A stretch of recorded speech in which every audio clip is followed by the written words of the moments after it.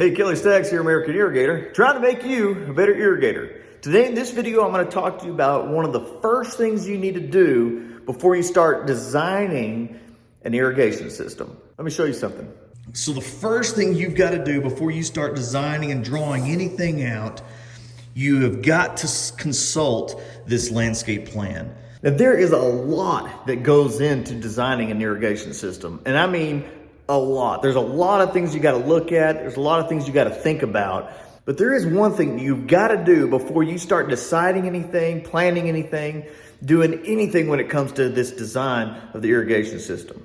Now, we've got a small commercial site that we're working on today.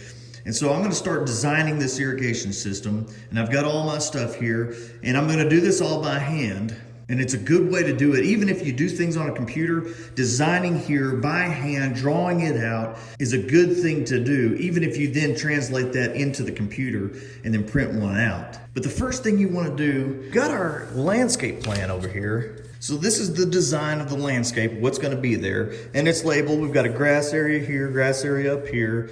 All these planting areas are going to get rock, and it's labeled that way.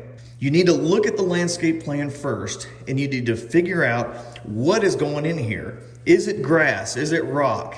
Is it planting areas?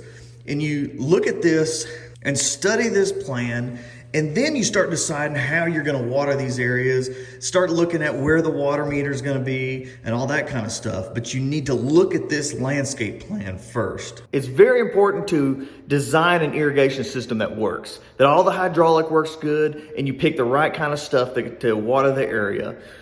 But it's the most important thing to design an irrigation system that fits the landscaping. You've got to know that what the landscaping is going to be, what's going in there, before you really design anything. And then you want to take your irrigation design and make it match the landscape design and make it match what kind of landscape is going to be there. And a lot of that is a lot of common sense.